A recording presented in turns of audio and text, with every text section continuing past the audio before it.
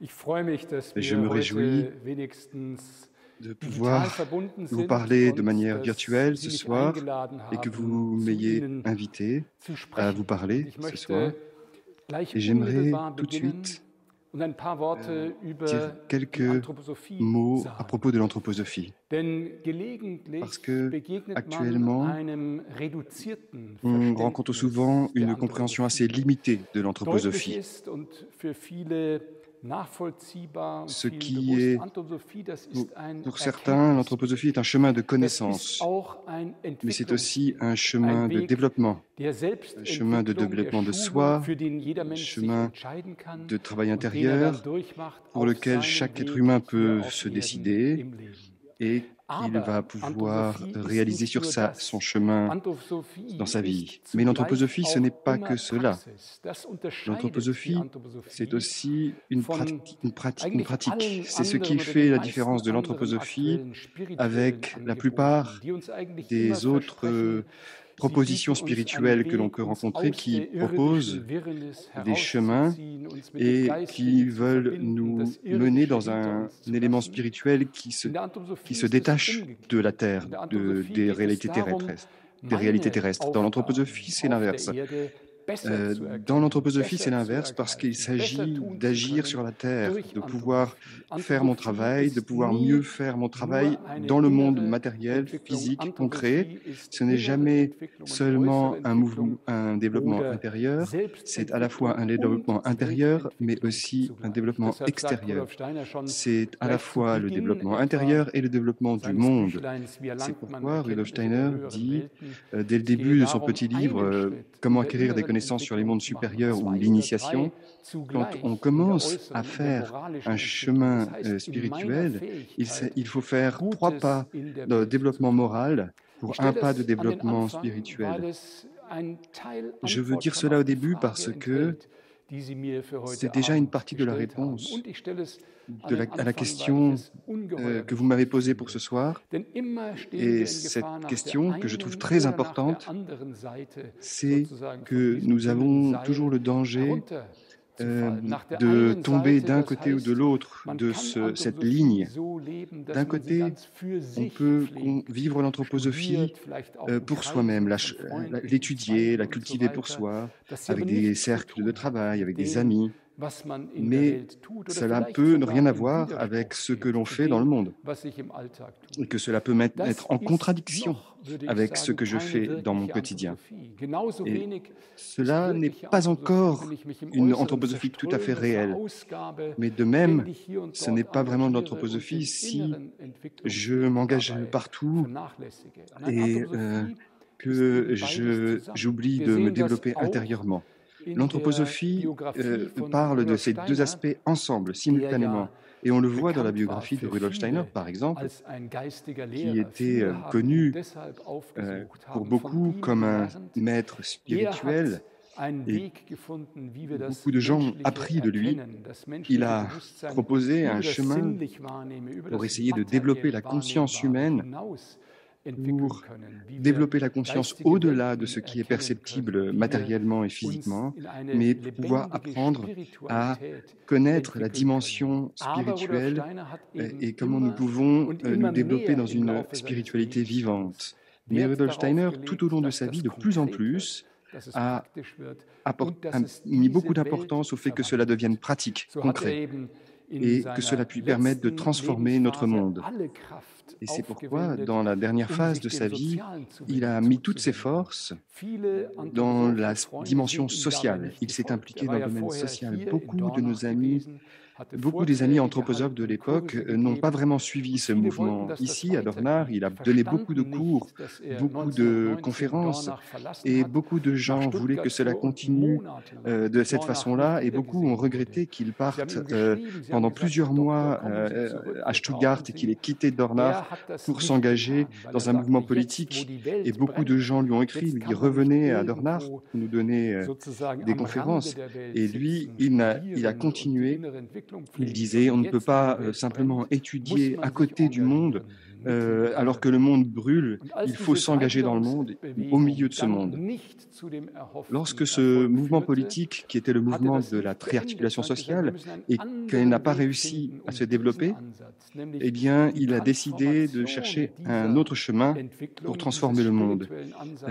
Et cette transformation dans le monde social, avec d'autres chemins, eh bien, si les hommes n'ont pas encore des idées, des pensées pour développer une nouvelle forme de sociabilité, alors il faudrait y arriver en faisant des écoles qui permettent de développer un vécu qui ne se limite pas juste au domaine de la pensée.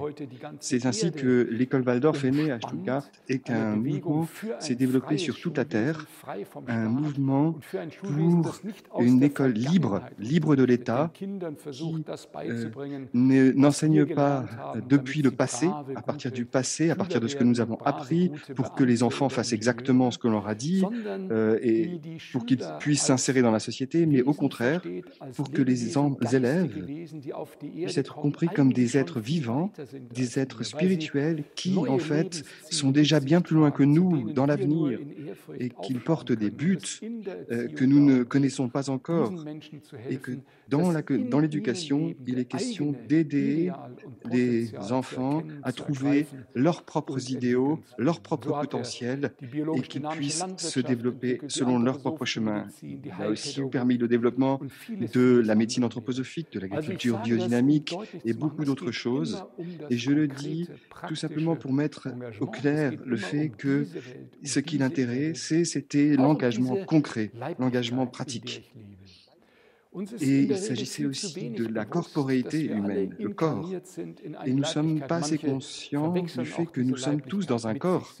Nous sommes parfois, on confond notre corps avec nous-mêmes, mais je peux devenir conscient que je suis plus que ce corps, qu'en moi, il y a une force de vie, en moi, il y a une force d'âme, une vie intérieure, et qui me dépasse, qui dépasse les limites de mon corps physique, et qu'il y a aussi une force spirituelle, et que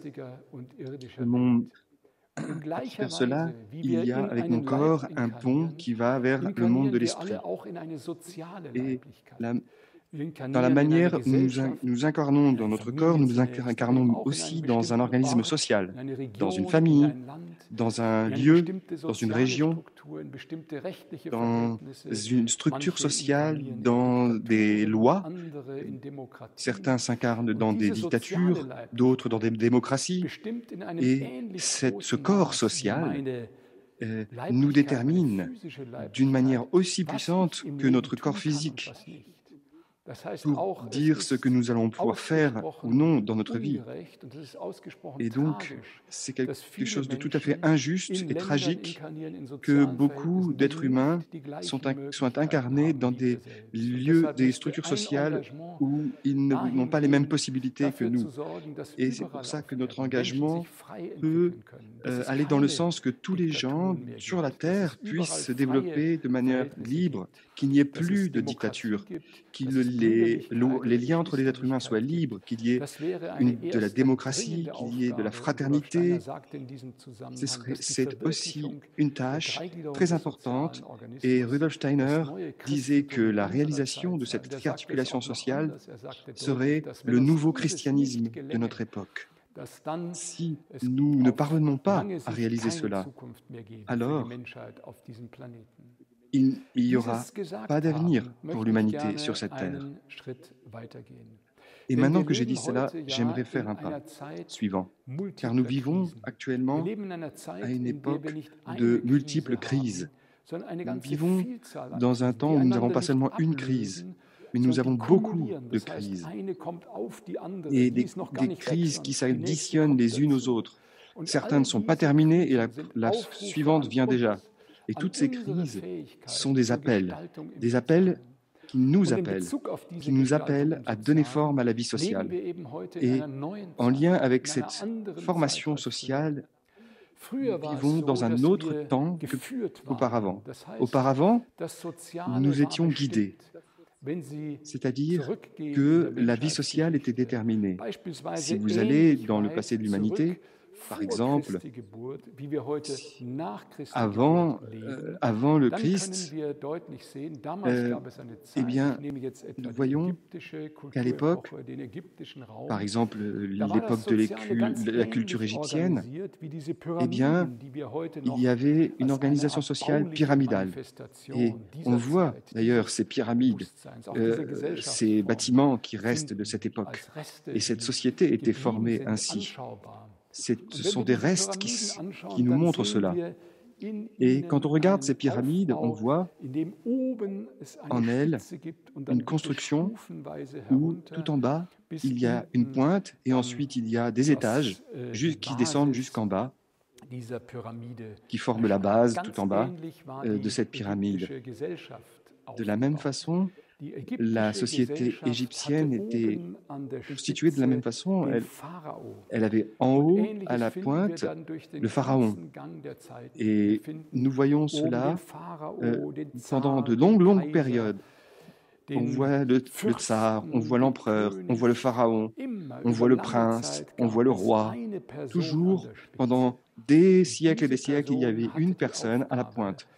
Et cette personne avait la tâche de déterminer la vie sociale, de la diriger. En Égypte, ce ne sont pas les gens qui ont choisi ensemble les lois. Ils n'ont pas élu les pharaons, car ils étaient, ces pharaons, des transmetteurs entre le spirituel et la terre. Ils étaient les transmetteurs du divin et ils suivaient des chemins d'initiation qui les préparaient à cette responsabilité énorme qu'ils devaient porter. Et les pharaons étaient ceux qui créaient les lois, qui créaient les règles. C'était tout à fait clairement une tâche du dirigeant. C'est comme ça que cela fonctionnait pendant longtemps. Et jusqu'à aujourd'hui, cette image est toujours là. Nous avons toujours, dans beaucoup de pays dans le monde, des formes de société qui ont cette structure, avec un dirigeant en haut, un dictateur, un dictateur, une régence totalitaire, et le peuple n'a rien à dire. Mais nous voyons aussi comment, au tournant des temps, c'est-à-dire au temps où le Christ est venu sur terre et a vécu la mort sur la croix, que autour de cette époque, une nouvelle idée est arrivée. Une idée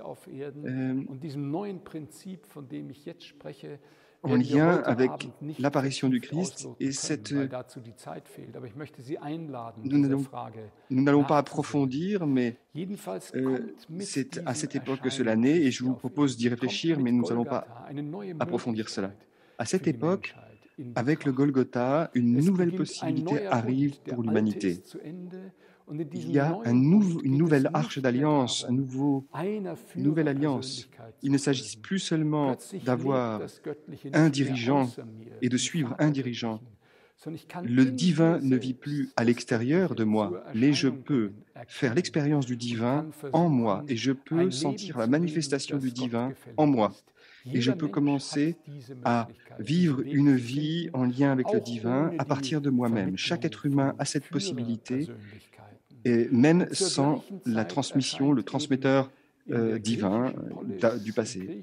Et on voit cela dans la vie de la culture grecque, à Athènes et dans d'autres lieux. Cette idée de la démocratie apparaît, cette idée qui est très liée à la connaissance que tous les êtres humains sont égaux. Ils ne sont pas tous beaux de la même façon, ils n'ont pas tous les mêmes compétences, ils ne sont pas tous aussi forts, ils sont parfois petits, parfois grands, ils sont très différents les uns des autres, mais chaque être humain est un individu incomparable et unique. Pourquoi je dis qu'ils sont égaux alors? Parce que c'est justement parce qu'ils sont si originaux et uniques qu'ils sont égaux dans le fait qu'ils ont la même originalité, la même unicité, le même caractère unique. ils sont tous des individualités, c'est-à-dire ils sont égaux dans la sphère du droit. Aucun ne doit être au-dessus de l'autre. Tous les êtres humains sont, du point de vue du droit, égaux. Et c'était cette profonde connaissance qui est apparue en Grèce et qui a conduit à la conséquence de dire, non pas seulement de dire que tous les êtres humains sont égaux devant le droit, mais que tous les êtres humains, en tant qu'égaux, produisent le droit. Le droit était différent auparavant. Le droit n'était plus ce qui est donné depuis en haut, mais il devait se former à partir du bas entre les êtres humains. Et nous vivons encore à cette époque. Et nous avons seulement commencé à apprendre comment faire cela. En fait, nous ne savons pas vraiment encore ce que signifie la démocratie. Nous choisissons en votant pour un politique tous les 5 ans, par exemple, et nous le critiquons, ou bien nous faisons son éloge, ou bien nous nous plaignons, mais nous n'avons pas encore suffisamment compris que c'est dans notre responsabilité, c'est depuis longtemps notre responsabilité de guérir la vie sociale et de la former. Et que nous ne pouvons plus attendre de l'extérieur que cela se réalise. On peut dire « Ah, mais c'est pas moi le responsable, c'est quelqu'un d'autre. » Pendant que je mets un doigt pour montrer quelqu'un à l'extérieur de moi, il y a 3 doigts qui me montrent, qui sont dirigés vers moi. C'est peut-être choquant ce que je dis, mais c'est la connaissance profonde du XXe siècle. Nous sommes face à cette question. Depuis le début de l'époque de l'âme de conscience, mais dans le XXe siècle, cette question est devenue extrêmement aiguë, elle est apparue de manière extrêmement forte devant l'humanité. J'aimerais faire un pas encore dans cette direction. Donc, j'aimerais me tourner vers les crises dont j'ai parlé plus tôt, et en particulier m'intéresser à la crise qui nous touche tous, qui nous coupe la respiration, la guerre en Ukraine. Mais j'ai parlé de beaucoup de crises, parce que j'intègre aussi la grande crise sociale. Par exemple, le fait que 8 personnes sur cette terre, donc 8 personnes, on possède autant que toute la population la plus pauvre de la Terre, c'est-à-dire environ les 3,8 milliards de personnes pauvres sur la Terre. Pendant la pandémie,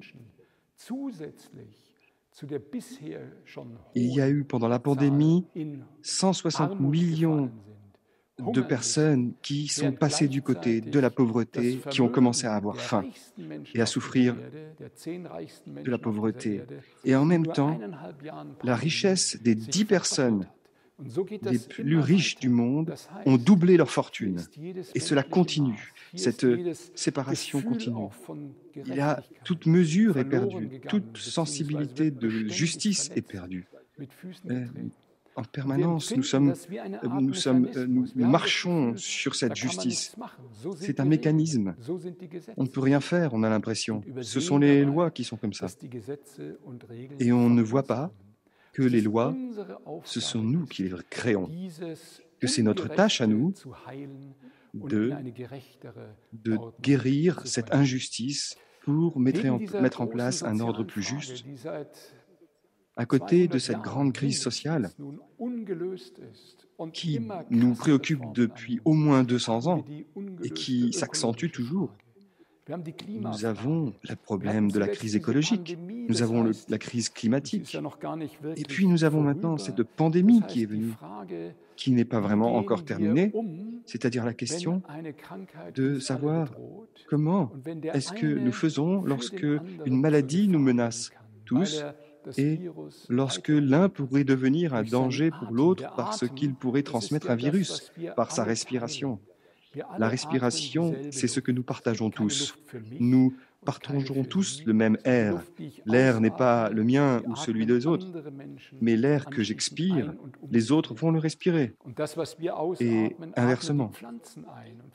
Et ce que nous expirons, eh bien, les plantes l'inspirent et elles le retransforment en oxygène. Et si elles n'étaient pas là, le monde serait déjà asphyxié dans le dioxyde de carbone. Et donc, cet air relie tout le monde. Et si maintenant une pandémie menace ou se produit, il y a une sorte d'appel à l'humanité qui dit « apprenez à vivre votre individualité dans le domaine social. Apprenez à être attentif aux autres. » Et ce que je veux dire par là, c'est que toutes ces grandes crises sont comme des panneaux indicateurs qui sont mis devant l'humanité et qui nous indiquent un chemin et qui nous disent « Changez votre façon de penser, reconnaissez-vous, regardez ce que vous pensez et transformez-vous. » C'est la grande tâche que le monde nous propose, de manière toujours plus claire et de plus aiguë. Et la question, c'est de savoir, est-ce que nous apprenons? Est-ce que nous reconnaissons cela? Est-ce que notre pensée, notre sensibilité et notre action dans le monde, non pas seulement du point de vue individuel, mais aussi du point de vue, notre pensée, notre sensibilité et notre action dans le monde puissent être créatrices d'espaces sociaux. Quand Rudolf Steiner parle de la triarticulation de l'organisme social, c'est de cela qu'il parle. Il parle de cette transformation de la pensée, de la sensibilité et de l'action du point de vue social, qui se transforme en vie culturelle, vie juridique et vie économique. Parce que tout cela, c'est le reflet de notre pensée, de notre sensibilité et de notre action dans le monde, ensemble. Et nous n'avons pas encore réussi à bien le reconnaître et à le saisir de manière libre. Et à beaucoup d'endroits de notre vie, nous nous comportons comme des automates et nous nous laissons déterminer par des choses qui sont extérieures à nous. Et cela n'est pas quelque chose qui est déterminé depuis le haut, mais c'est quelque chose de très humain, car ce sont des humains qui créent les lois dans lesquelles nous vivons aujourd'hui. Et ce sont seulement des êtres humains qui peuvent les changer. Nous sommes les créateurs du droit. Personne d'autre ne peut créer le droit. Il n'y a pas de droit dans la nature. Il n'y a pas de vie juridique dans le monde des anges. Nous sommes, en tant qu'êtres humains, appelés à créer du droit et à créer une forme dans laquelle chaque être humain, en tant qu'être libre, dans sa dignité, puisse être reconnu par les autres et puisse vivre, et que les êtres humains puissent vivre les uns pour les autres à travers le travail. C'est-à-dire une vie économique qui n'est pas une lutte, une guerre de tous contre tous, mais qui est une fraternité. Nous travaillons les uns pour les autres et nous donnons avec notre travail quelque chose aux autres. Maintenant, la crise actuelle qui efface un peu toutes ces autres crises, et cette crise qui aujourd'hui nous tient en alerte, c'est la crise en Ukraine. C'est cette terrible guerre dont je peux dire très clairement que je pensais qu'elle était tout à fait impossible. Je pensais qu'en 2022, qu'en Europe, il puisse y avoir, dans une telle dimension, avec des centaines de milliers de soldats, une guerre puisse être lancée. Et tout le monde se demande comment est-ce qu'on a pu en arriver là.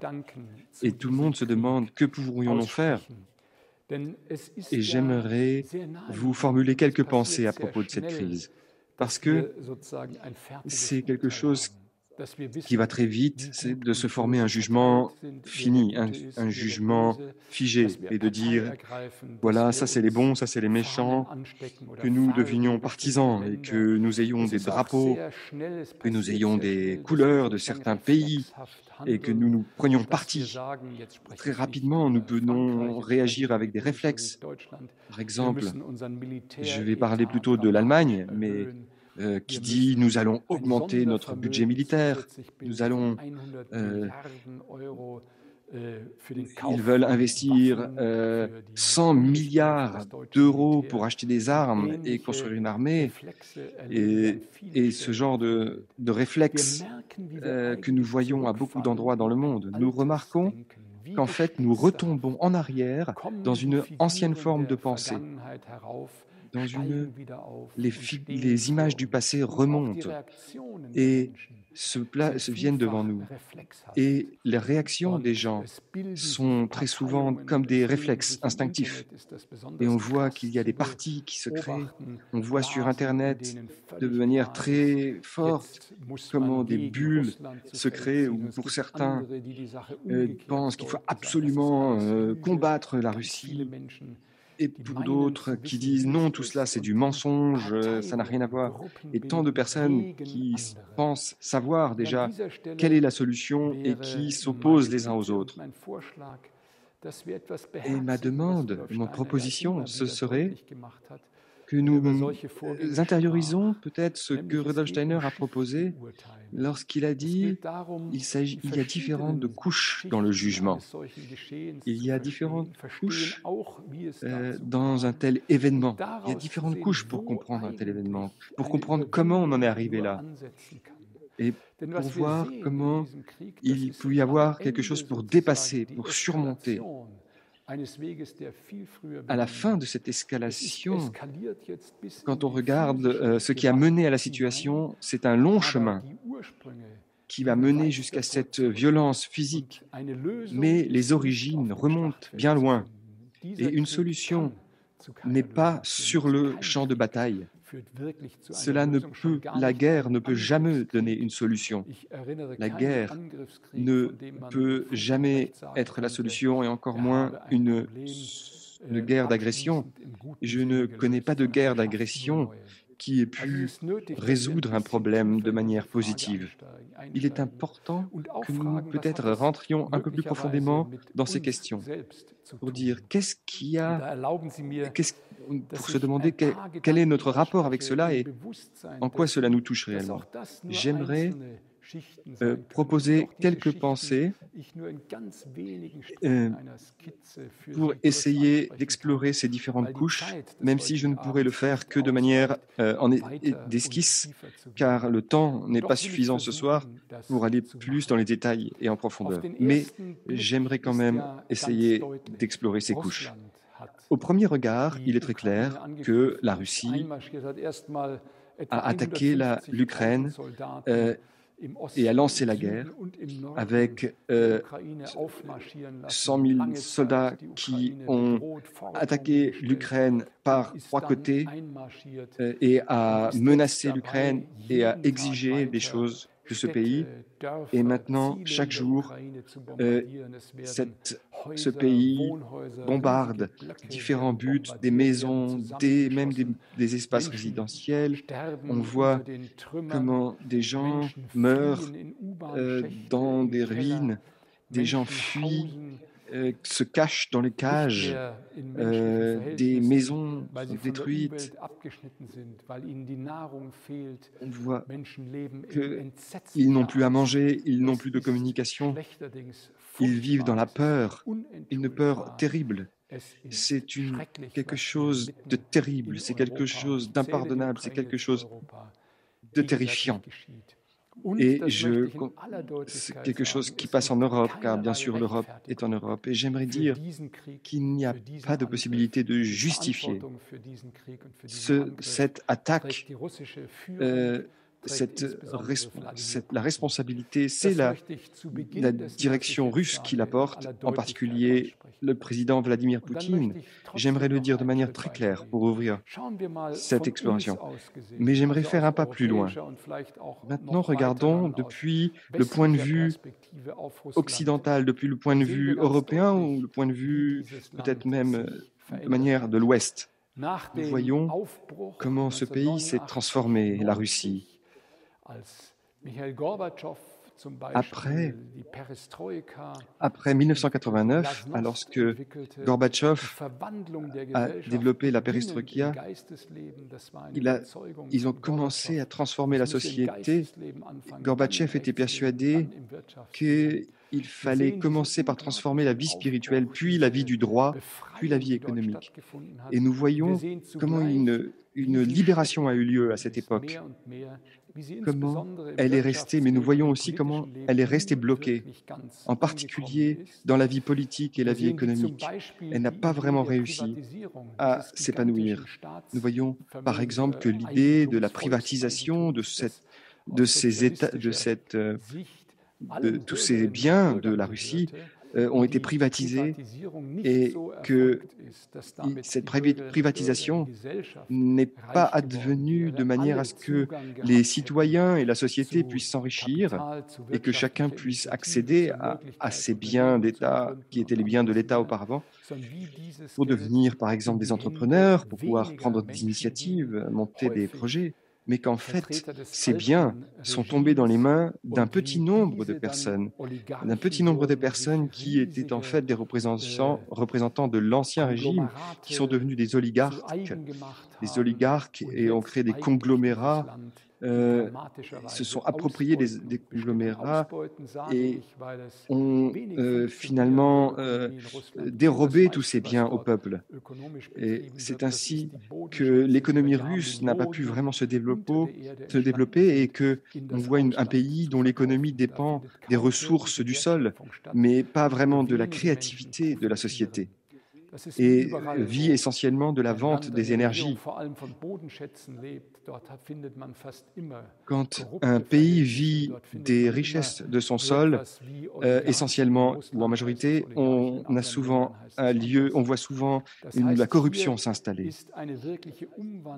Donc ici, il y a vraiment une transformation n'a pas pu avoir lieu. Mais aussi du point de vue politique, du point de vue de l'État, on ne peut pas vraiment parler d'une démocratie en Russie. Et c'est même aussi encore pire ce qui s'est passé au niveau de la vie spirituelle, parce que ce qui avait été une ouverture au moment de la chute de l'Union soviétique s'est de nouveau refermé. La liberté d'expression, on n'a pas le droit de parler de guerre aujourd'hui en Russie. La presse est tenue en laisse. Et on peut être puni pour avoir parlé de guerre. Il y a de plus en plus de médias, de journaux, de canaux de télévision qui sont fermés et la société civile est tenue. Et lorsque on fait des manifestations, on est tout de suite mis en prison. Et il y a eu des démonstrations, des gens qui ont manifesté avec des placards, des pancartes blanches et qui ont été mis en prison, par exemple. Moi-même, j'ai fait un voyage en Russie. J'ai été invité à l'époque, lorsque j'étais dans la politique. Et j'ai été accueilli sur le toit d'un bateau. Et un homme, j'ai remarqué qu'il était toujours entouré de gardes du corps, et de 6 gardes du corps, et ils avaient tous un revolver dans leur veste. Et j'ai donc vu que c'était un homme important, et j'ai demandé qui c'était, et il s'agissait en fait de propriétaire de la fabrique, de l'industrie qui fabrique les roquettes, les missiles de distance moyenne. Et en fait, il a réussi à devenir le chef, le propriétaire de cette énorme industrie militaire. Et il avait beaucoup bu, il était ivre, il a commencé à parler.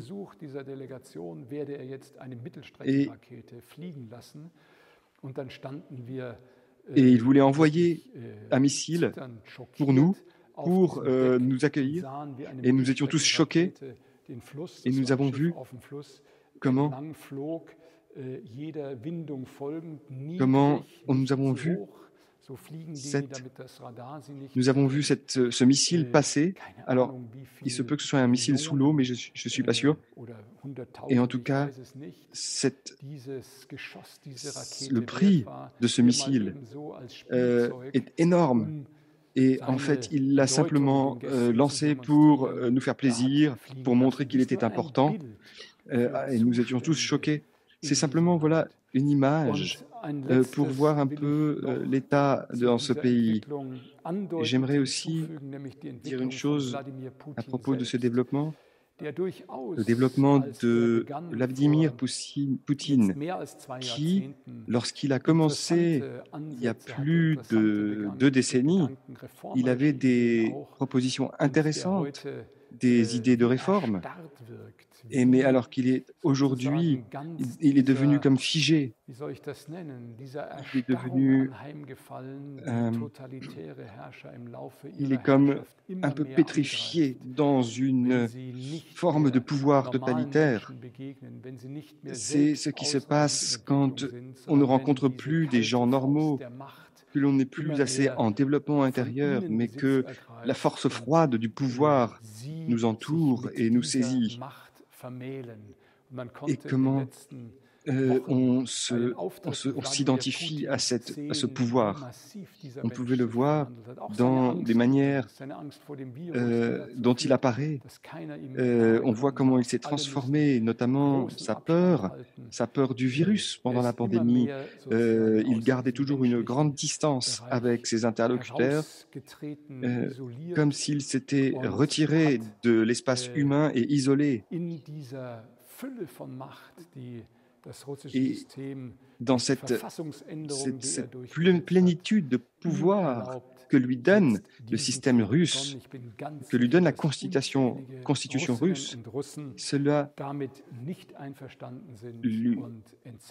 et on peut être sûr que beaucoup de Russes ne sont pas en accord avec la manière dont les choses ont évolué, même notamment pour beaucoup de gens qui ne peuvent pas l'exprimer aujourd'hui.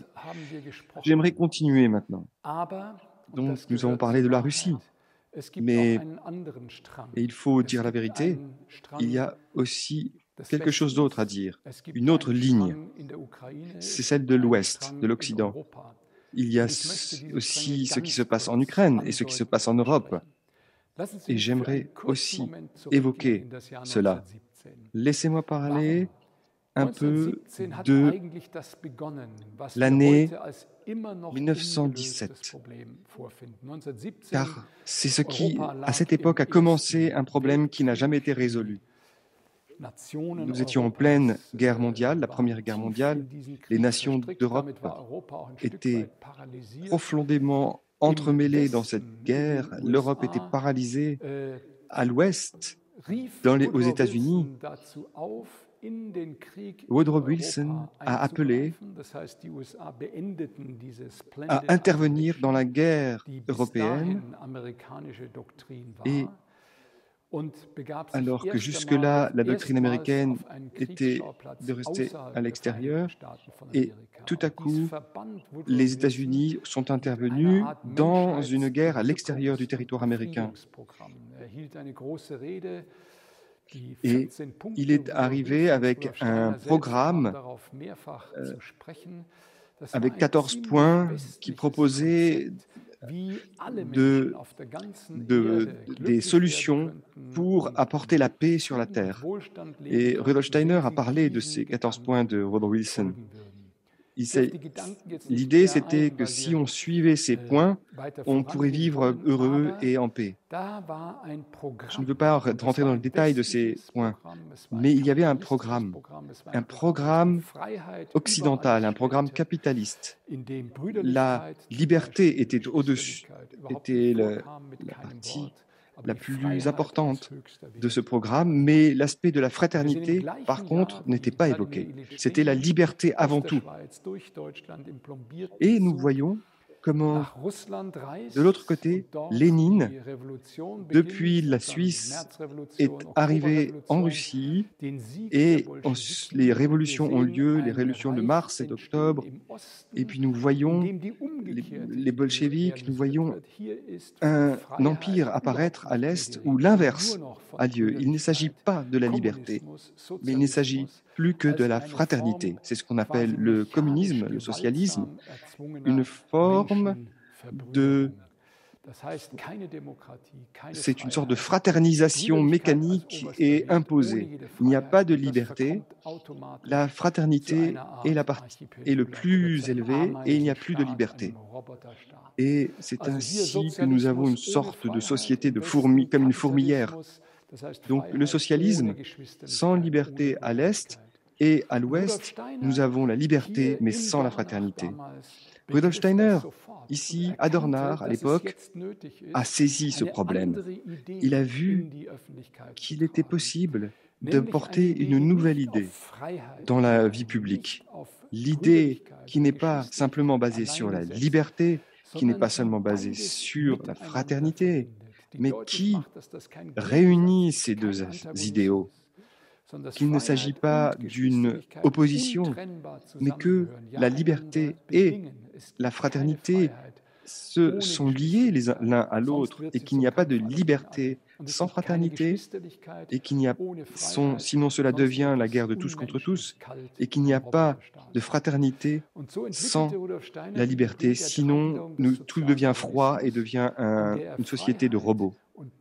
Et donc il a développé cette pensée de la triarticulation sociale où la liberté et la fraternité s'allient à l'égalité pour créer un système politique.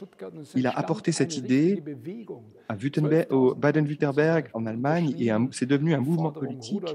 Il y avait 12 000 personnes qui ont signé les idées de Steiner, qui ont signé pour que Rudolf Steiner arrive au gouvernement, parce que ces gens avaient reconnu en lui des idées d'avenir. Ils pensaient que cette personne devait entrer au gouvernement pour pouvoir réaliser ses idées. Et Rudolf Steiner, quand il a entendu cela, quand il a vu cette pétition qui ne venait pas de lui, il a dit « c'est une incompréhension, excusez-moi, arrêtez cela, car je ne veux pas entrer dans le gouvernement. Ce ne peut pas être la solution que tout à coup on mette quelqu'un au gouvernement en pensant que c'est lui la solution. Parce qu'il faut que tous les êtres humains puissent reconnaître ces idées, puissent les comprendre et puissent devenir capables de vivre avec elles, de les ressentir, de les vouloir dans leur pratique quotidienne. C'était la grande chance de l'Europe. C'était vraiment une pensée européenne. La liberté, la démocratie, la paix. Mais cela a échoué parce que les anciennes forces, les vieilles forces qui agissaient, l'ont broyé des deux côtés. Les socialistes, les communistes, les bolcheviks disaient que Rudolf Steiner était en fait un capitaliste de droite.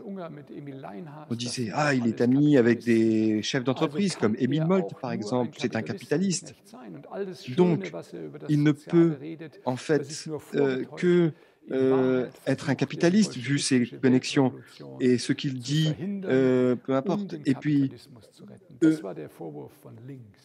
et donc, il l'accusait de vouloir empêcher la révolution bolchevique au nom du capitalisme. Mais la droite le critiquait aussi, parce que les gens de droite disaient qu'en fait, tous ces gens autour de Steiner étaient en fait des socialistes, des communistes, parce qu'ils parlaient tout le temps de culture, ils parlaient tout le temps de justice. Et Emil Molt, Karl Unger,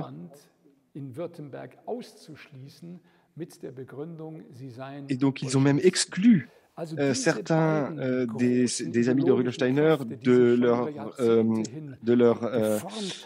c'est une sorte de corporation d'entrepreneurs, chefs d'entreprise. Et Donc ces deux forces de droite et de gauche ont écrasé cette idée de triarticulation sociale. Elles l'ont broyée et elles ont rendu impossible, et elles l'ont torpillée et l'ont rendu impossible à cette époque. Et cette idée, j'aimerais le dire à vous en particulier qui vivez en France, cette idée est liée en particulier avec votre destin de pays, avec le destin de la France, parce qu'au niveau historique, cette idée est une idée française. C'était l'idée fondamentale de la Révolution française. C'est là que cette idée est apparue pour la première fois, cette trinité où il s'agit pas de dire il faut faire l'un ou l'autre, mais il faut les trois, la liberté, l'égalité et la fraternité, ensemble. Mais, et cela c'est le problème, et vous le savez, les gens à l'époque n'étaient pas encore assez matures. Certains pouvaient le penser, bien sûr, on pouvait le dire, on pouvait l'exprimer, on pouvait l'exiger, mais les gens n'étaient pas encore assez matures pour le vivre, pour le faire, pour le réaliser. Et c'est un peu pareil lors du mouvement en 1919, le mouvement de triarticulation sociale. Eh bien, Rudolf Steiner a échoué, il a dû dire on arrête, parce qu'il n'y avait pas assez de gens qui étaient en mesure de vraiment se saisir de cette idée et de pouvoir le développer ensemble. Il avait beaucoup de gens qui le suivaient, de fans, qui disaient « mais c'est juste ce que vous dites » quand ils l'entendaient parler. Mais eux-mêmes, lorsqu'ils parlaient, on se rendait compte qu'ils tombaient de nouveau dans des formes anciennes, militantes, et il était très difficile de développer cette impulsion qui se base sur une pensée vivante. Et nous retombons toujours dans des anciens concepts, dans des formes anciennes. Pourquoi j'ai raconté cela? Parce que cette tâche qui était si claire pour l'humanité, elle n'a jamais été réalisée jusqu'à aujourd'hui. Que tout ce qui a suivi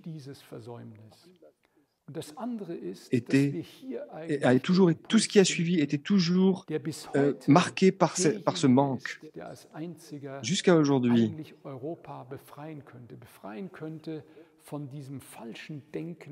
C'était cette idée qui pouvait libérer l'Europe de cette fausse idée de confrontation entre le communisme et le capitalisme, entre l'Est et l'Ouest, entre le blanc et le noir, entre le bien et le mal.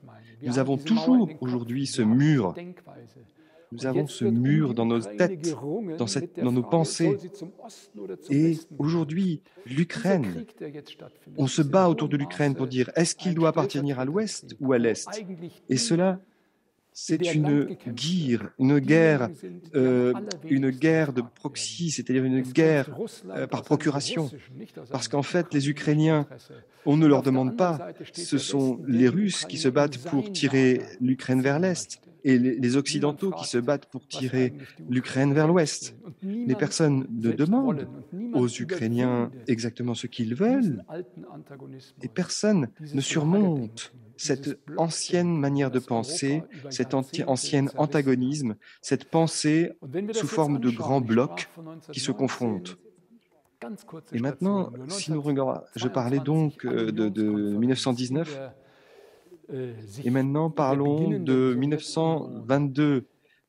Il s'agit d'une conférence à l'Union, mais c'est parce que il y a eu les frontières qui ont été dessinées et on voit comment Staline est intervenu et a modifié les frontières de pays et il les a modifiées.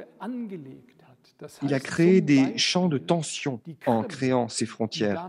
Il a fait exprès, par exemple, par exemple, la Crimée qui était peuplée de Russes à l'époque. À l'origine, c'était pas comme ça, mais ça s'est développé.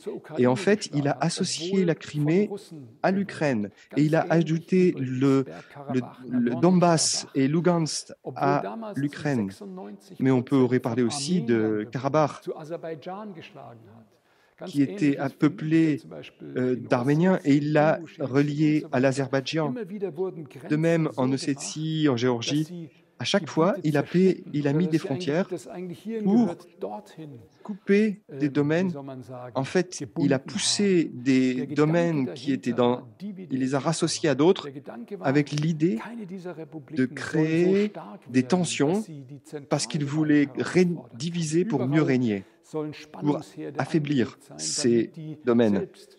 Et donc, il a créé des tensions volontairement pour affaiblir les régions qui entouraient l'URSS et qui ne se rebellent pas contre le centre, la direction centrale.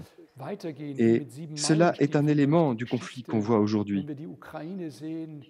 Et si on continue maintenant dans l'histoire, on se rappelle de l'Holodomor, cette terrible époque où, sous Staline, seulement ils sont morts de 2 à 6 millions de personnes de famine. Et nous voyons aussi, quand nous nous devenons conscients que plus d'1 million de Juifs ont été assassinés en Ukraine ou ont dû fuir l'Ukraine, c'est-à-dire l'Ukraine, alors que toute la vie culturelle et économique a été détruite en Ukraine. Et si nous nous souvenons aussi de Tchernobyl, encore l'Ukraine, nous voyons la tragédie de ce pays. De point de vue russe, ce pays n'a jamais été vraiment un pays complètement indépendant. Les Russes ont toujours considéré que cela faisait partie de la Russie, et c'est encore l'argumentation de Poutine aujourd'hui qui se souvient des origines de la Russie à Kiev. Mais si nous faisions comme cela dans tous les domaines, où nous disions « Ah, voici, par exemple,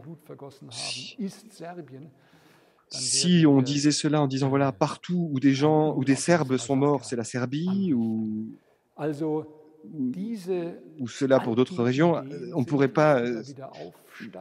Donc cette ancienne idée qui remonte avec Poutine, qui, dans ce pays qui devient de moins en moins attractif au niveau économique, culturel, parce que la liberté, parce que les gens libres fuient le pays, parce qu'ils n'arrivent pas à participer à la construction d'un monde, d'un espace social attractif, et qui est devenu un pays avec une régence totalitaire, où on voit ces vieux fantômes qui surgissent d'une grande Russie, d'un empire qui veut contrôler autour de lui.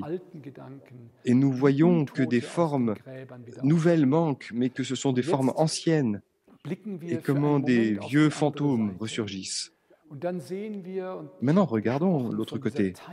Et nous voyons, j'ai déjà parlé de cette séparation en Europe, notamment ce mur qui a séparé l'Allemagne, ce pays d'où je viens, qui avait ce mur de fer, avec d'un côté l'Ouest et de l'autre côté l'Est, et des armes dirigées l'un contre l'autre. Et comment, pendant de longtemps, on racontait que c'était la seule possibilité, ou bien le capitalisme, ou bien le socialisme. Il n'existe rien d'autre, il n'y a pas de troisième facteur. C'est ce qu'on nous racontait. Et ce ne sont pas les soldats, ce ne sont pas les politiques, ce ne sont pas les agents secrets qui ont transformé cela, ce sont les citoyens. Ce sont les citoyens qui ont réussi à faire tomber ce mur, qui ont réussi à surmonter cette séparation. Ce fut une révolution pacifique, et je pense que si on avait utilisé des armes, elle aurait échoué. Mais c'était avec des petites bougies que l'on a manifesté à l'époque, avec la force intérieure, avec la force de l'humanité. Et contre cela, le régime n'avait pas de pouvoir. Et la question était ouverte. Comment pourrions-nous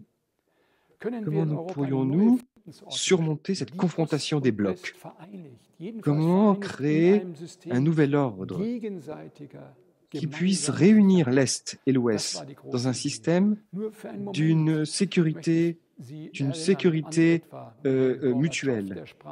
J'aimerais vous rappeler à Gorbatchev qui parlait de la maison commune de l'Europe et qui a proposé l'idée d'un système de sécurité pour l'Europe qui inclut la Russie, ou bien Boris Eltsine qui a demandé si la Russie ne pourrait pas faire partie de l'OTAN, si l'OTAN se transformait et ne se comprenne plus elle-même comme un pacte d'un bloc occidental, mais plutôt comme une alliance qui soit au-delà des blocs. Même Poutine, lors de ses premières années d'homme de pouvoir, il est venu au Parlement allemand à Berlin et il a tenu un discours où il a tendu la main à l'Europe de l'Ouest. Et lorsque nous avons réalisé l'unité allemande, j'étais moi-même un des rapporteurs de la commission qui était chargée pour le Parlement allemand de réaliser ces négociations entre l'Est et l'Ouest. J'étais très proche de ces négociations et là,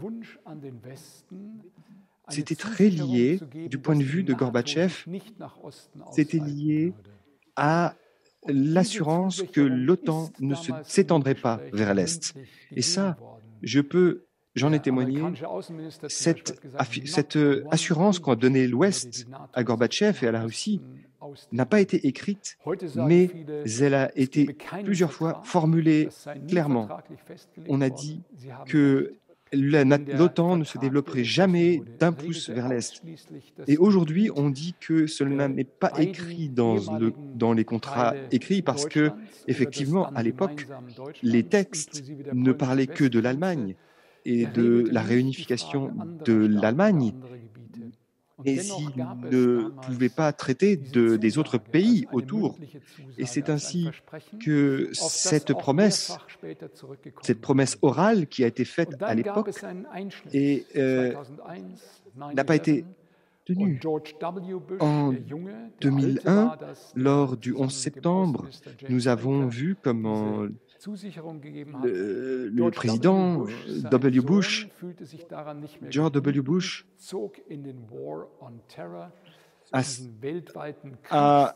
n'a pas tenu compte de cela. Il a commencé la guerre contre le terrorisme et il a fait la proposition d'intégrer l'Ukraine et la Géorgie dans l'OTAN.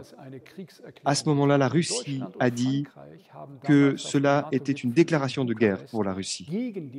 La France et l'Allemagne ont dit, lors d'une réunion de l'OTAN, se sont opposés à cela parce qu'ils pressentaient les conséquences de cette direction.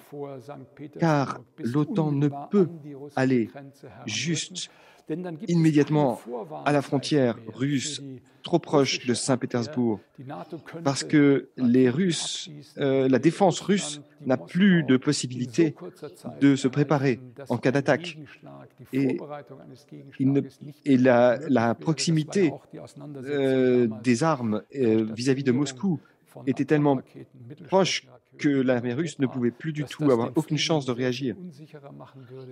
Et c'est ainsi que cela a créé un danger pour la paix. Et c'est pourquoi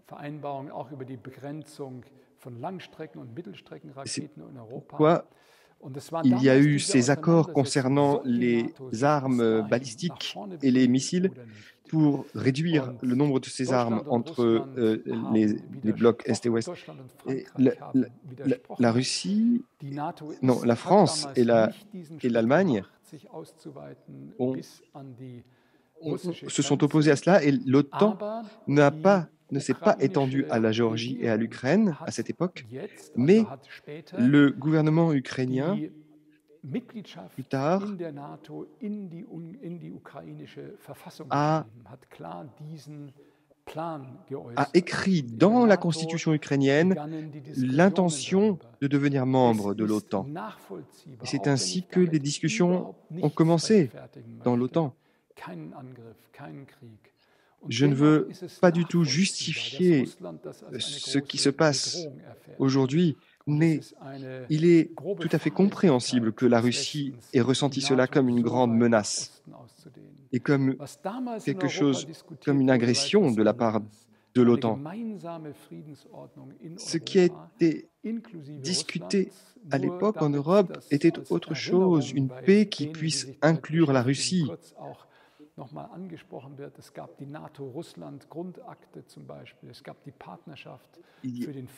Il y avait par exemple des partenariats pour la paix entre l'OTAN et la Russie. Il y avait des accords et nous avons travaillé pour essayer de rapprocher ces deux forces. Et si je le dis de mon point de vue, il y avait la nécessité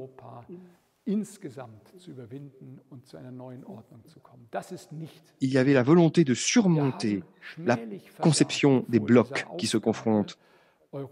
Et nous avons échoué. Nous avons échoué à recréer l'Europe pour pouvoir surmonter à la fois le capitalisme et le socialisme pour créer un nouvel ordre européen qui ne serait pas une sorte de main armée de l'Occident, mais une Europe qui ne soit ni Ouest ni Est, une Europe qui trouve une forme de société, une forme économique, une forme culturelle qui permette de relier la démocratie, la liberté, le socialisme. Mais au lieu de cela, nous avons, au lieu de créer des tranchées, de créer des déchirures, mais plutôt une Europe qui permette de créer un pont entre l'Est et l'Ouest. Et nous n'avons pas réussi. Et de plus en plus, on a vu qu'il ne s'agissait plus que de questions de profit économique, de succès économique, et que les grandes tâches sont passées au second plan. Elles ont été oubliées. Et une dernière chose que j'aimerais dire, pour terminer, c'est jeter un dernier regard sur l'Ukraine. C'est pas facile, parce que l'Ukraine, dans cette situation, c'est la victime. L'Ukraine est attaquée, elle est bombardée. Et dans l'Ukraine, des gens souffrent, ils meurent de manière terrible. Et à cause de cela, on peut, bien entendu, se sentir solidaire de manière illimitée pour l'Ukraine. Mais je crois que de tels réflexes ne sont pas justes. Je pense qu'il n'est pas juste aujourd'hui de ressentir de manière collective, d'avoir des sentiments collectifs. Nous l'avons déjà dit, on pourrait dire c'est la guerre de Poutine. Je ne dirais pas c'est la guerre de la Russie parce que les Russes ne l'ont pas décidé eux-mêmes. Et il faut bien... Nous ne sommes plus à l'époque où on différencie les gens selon leur nationalité, selon des ensembles comme ça. C'est ainsi pareil quand on parle de l'Ukraine. Ce sont des gens tellement formidables qui vivent en Ukraine. J'ai beaucoup d'amis en Ukraine. Et tout à fait indépendamment des gens que je connais, c'est un pays très beau avec plein de gens merveilleux. Mais l'Ukraine aussi a une part de responsabilité dans cette situation. Prenons par exemple le problème du Donbass et de Lugansk, cette partie tout à fait à l'est de l'Ukraine, qui est habitée par des gens parlant le russe et qui se sentent depuis longtemps plus liés à la Russie qu'à l'Ukraine, et qui bien sûr aussi est favorisée par la Russie. Et bien sûr, la Russie participe aussi à tout cela. Du point de vue ukrainien, il y a aussi des soldats qui ont été envoyés, des armes, etc. Cela fait longtemps. Là-bas, il y a une crise qui est présente depuis maintenant un certain temps. Et il y a eu les accords de Minsk, où on a décidé que ce domaine devait obtenir un statut d'autonomie au sein de l'Ukraine. On a décidé que la constitution ukrainienne devait être modifiée pour cela, et on a décidé que des élections devait avoir lieu dans ces territoires autonomes pour qu'ils puissent choisir eux-mêmes leurs dirigeants. Il a été décidé que la langue russe, soit autorisée dans ces régions, et tout cela n'a pas été fait. La langue russe a été interdite, la constitution ukrainienne n'a pas été modifiée, et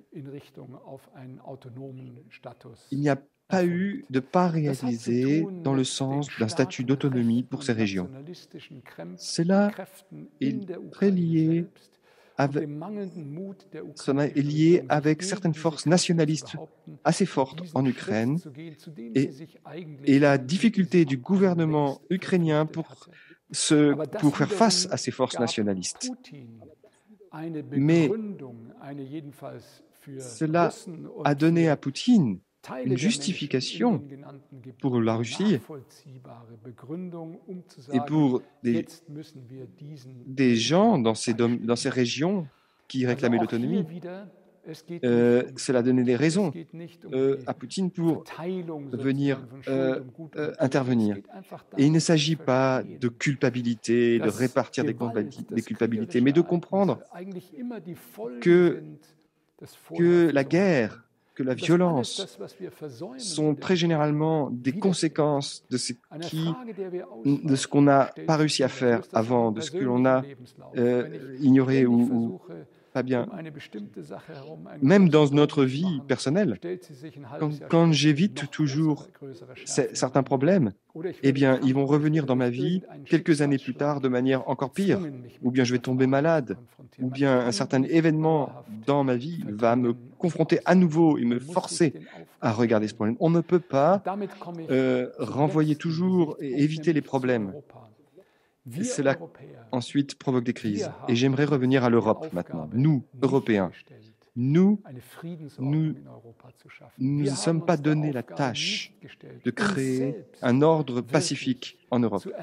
Nous n'avons pas assumé la responsabilité de vraiment nous comprendre nous-mêmes comme des Européens de manière sociale. Quelle est notre tâche en tant qu'Européens dans la communauté mondiale, entre les continents, entre les autres régions du monde? Qu'est-ce qu'il faut faire ici en Europe? Nous, en tant qu'Européens, nous avions la tâche, et nous l'avons toujours, de surmonter cet antagonisme entre la liberté et la socialité. C'est-à-dire comment réunir socialité et liberté, c'est-à-dire créer une démocratie au sens large. Nous avons une sorte d'ombre de démocratie. Là, quand nous faisons des élections de manière régulière, nous mettons un bulletin de vote et nous disons « Ah, je préfère celui-ci, je préfère celui-là, ou je préfère ce parti ou celui-là. » Et une fois qu'on a mis notre bulletin de vote, c'est fini. On redevient un spectateur passif et on regarde ce qui se passe de l'extérieur. Mais c'est cela qu'il faut changer. Il faut que nous transformions notre démocratie pour que notre démocratie ne soit pas simplement le fait de voler pour certaines personnes, mais que dans plein de questions concrètes, nous puissions décider, que nous transformions notre culture pour qu'elle ne soit pas aussi limitée, pas une culture qui est simplement matérialiste, basée sur la quantité et la mesure, mais nous devons surmonter cette culture. Nous devons arriver à développer une culture qui, même du point de vue scientifique, parvienne à intégrer le vivant, le spirituel, pour pouvoir nous libérer de ce capitalisme qui mène à la guerre de tous contre tous, à la compétition, et pour arriver à un travail en commun fraternel. Cette tâche est devant nous et nous devons la réaliser. Nous devons réaliser cette tâche pour que ces fantômes, ces anciens fantômes du passé, ces anciennes formes de capitalisme et de socialisme, que ces anciennes formes de blocs et nous devons, en Europe, créer un espace d'une sécurité mutuelle, interactive, que la sécurité ne soit pas contre les uns contre les autres, mais les uns avec les autres. Les Ukrainiens sont justement peut-être le meilleur endroit pour commencer cela, parce que du point de vue géopolitique, il y a beaucoup, vous pourrez le trouver dans beaucoup de littérature, dans beaucoup de livres de géopolitique. En fait, l'Ukraine est un pays qui est le cœur de l'Eurasie, c'est-à-dire qu'il relie l'Europe et l'Asie. Ce serait faux de tirer l'Ukraine d'un côté ou de l'autre. Il faut qu'il soit le pays qui puisse se déterminer lui-même et qui puisse vivre dans cette interaction entre la Russie et les pays de l'Est et les parties de l'Est de l'Europe. Et l'autodétermination, il faudrait que l'Ukraine puisse s'autodéterminer et avoir un statut neutre, qui ne soit ni sous l'influence russe, ni sous l'influence de l'OTAN ou de l'Ouest, mais qu'il puisse rester neutre et s'autodéterminer. Et ce devrait être le but de toutes les négociations de paix. Donnons un statut neutre à l'Ukraine et que cette neutralité soit garantie des deux côtés. En donnant une autonomie, une autodétermination assez par territoire du Donbass et de Lugansk, pour qu'ils puissent s'autodéterminer, comme cela a lieu à d'autres endroits dans le monde, pour qu'ils puissent se former politiquement tel qu'ils l'entendent. Sur ce chemin, il pourrait y avoir une paix. Mais ce que nous pensons aujourd'hui, cela a une action dans le social. Ce que nous trouvons dans la vie sociale aujourd'hui, l'économie, l'ordre social, tout cela n'est pas donné par Dieu, n'est pas donné par la nature, c'est donné par les hommes, c'est fait par les hommes. Quand c'est fait par les hommes, ça veut dire que des gens ont pensé cela. Des gens ont pensé ces choses-là, ils l'ont exprimé, ils l'ont partagé comme des idées autour d'eux. Et à un moment donné, d'autres ont été convaincus. Et à un moment donné, les gens ont été tellement convaincus qu'ils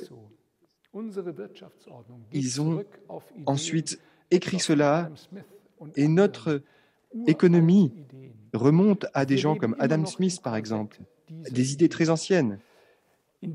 Et nous vivons encore dans le corset de ces anciennes idées, dans la mesure où nous devenons capables de penser quelque chose de nouveau, c'est-à-dire créer des idées nouvelles à propos d'une mise en forme juste de l'organisme social. Dans cette mesure, nous allons chercher ces idées et nous les faisons descendre sur Terre et nous créons des formes dans lesquelles la vie sociale peut se développer. Chaque être humain peut faire cela, peut commencer à faire cela. Chaque être humain peut participer à un grand mouvement social. Tout mouvement social commence par une personne qui a une impulsion et qui la partage avec les autres et convainc les autres, de plus en plus de personnes. Ces pensées dont je parle ce soir avec vous, cette pensée de la neutralité, de la libération par rapport au bloc, de l'autodétermination, de l'autogestion dans la vie sociale, dans la vie spirituelle, dans la vie économique, la pensée de la réalisation de la liberté dans la vie spirituelle, de l'égalité dans la vie politique et juridique, de la fraternité dans la vie économique. Ces pensées, ce sont des pensées qui ont une force, qui ont une force en elles. Et cela dépend de nous qu'elles deviennent réalité. Cela dépend de nous, c'est notre tâche à nous d'agir dans le monde pour transformer l'organisme social, pour que, à partir de ces impulsions, nous puissions agir, peu importe où nous sommes, dans notre vie personnelle, dans notre vie professionnelle, mais aussi en tant que citoyens, dans les États, dans les structures publiques, pour cette Europe dans laquelle nous vivons. Toutes ces choses commencent toute chose bonne commence par un être humain qui commence à rayonner ces choses bonnes. Nous sommes responsables aussi pour le corps social dans lequel nous vivons. Et la manifestation des dieux pour la vie sociale est terminée. Les dieux attendent que nous réalisions cela.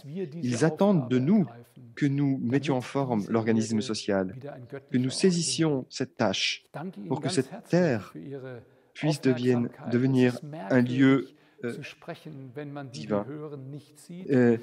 C'est un peu étrange de vous parler alors que je ne vous vois pas et je ne vous entends pas. C'était pas facile pour moi de tenir cette conférence dans le vide, mais je vous remercie beaucoup de votre attention et j'espère que vous pourrez faire quelque chose avec ce que j'ai dit. J'espère que ça vous a stimulé et que ça pourra peut-être vous emmener à agir dans le monde.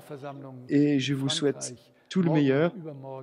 Et tous ceux qui participeront demain à l'Assemblée générale de la Société anthroposophique, je vous souhaite une bonne Assemblée générale. Au revoir.